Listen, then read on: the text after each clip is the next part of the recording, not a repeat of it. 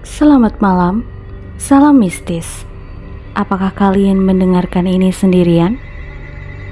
Malam ini, Aura Mistis akan menceritakan mengenai cermin pemanggil arwah. Di sebuah desa terpencil bernama Kemuning, tersembunyi sebuah legenda tentang cermin pemanggil arwah. Cermin itu konon bisa memanggil roh orang mati jika ritual tertentu dilakukan di hadapannya. Namun, ada peringatan keras. Siapapun yang menggunakannya harus siap menerima akibatnya.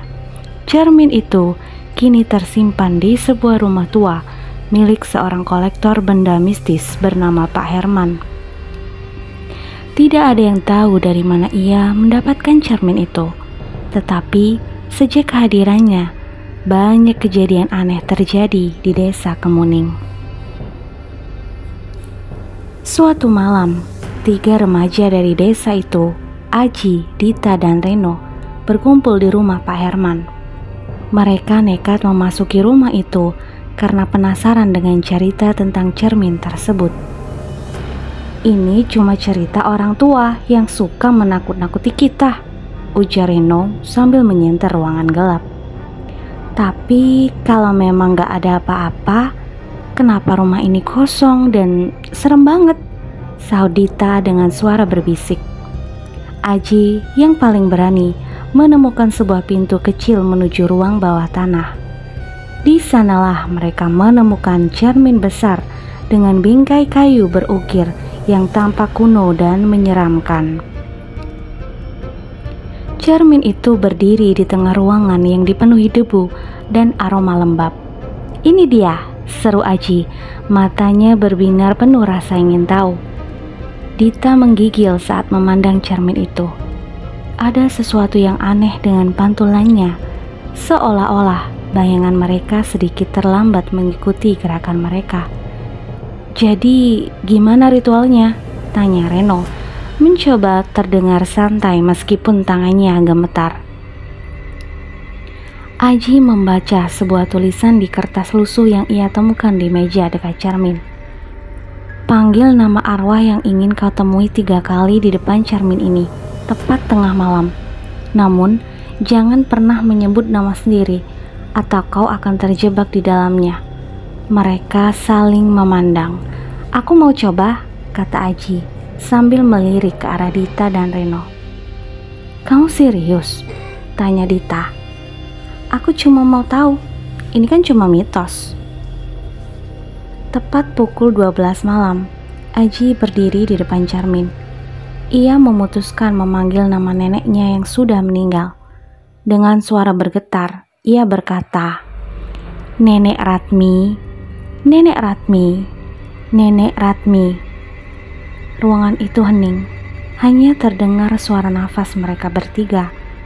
Tapi tiba-tiba, suhu ruangan turun drastis dan cermin itu mulai berembun dari dalam. "Aji, aku di sini." Suara lembut seorang perempuan terdengar, membuat mereka bertiga terkejut di dalam cermin. Muncul bayangan seorang wanita tua, wajahnya keriput, namun matanya tajam. "Nenek?" Aji mendekat ke cermin, terpesona. Namun, Dita dan Reno mundur ketakutan. Bayangan di cermin itu mulai berubah. Wajah nenek itu perlahan meleleh, berubah menjadi hitam dengan mata yang kosong. "Itu bukan nenekmu, Aji," jerit Dita. Terlambat, sebuah tangan kurus dan panjang keluar dari cermin, mencengkram lengan Aji. Ia berteriak, tapi kekuatannya tak sebanding. "Lepaskan aku!" teriaknya. Reno mencoba menarik Aji, sementara Dita memukul tangan itu dengan sapu yang ia temukan. Namun, tangan itu semakin kuat menarik Aji ke dalam cermin. "Aji, jangan sebut namamu sendiri!" teriak Dita. Dalam kepanikannya, Aji berteriak, "Aku Aji, lepaskan aku!" Itulah kesalahan terbesarnya. Cermin itu bergetar hebat sebelum menghisap tubuh Aji sepenuhnya ke dalamnya.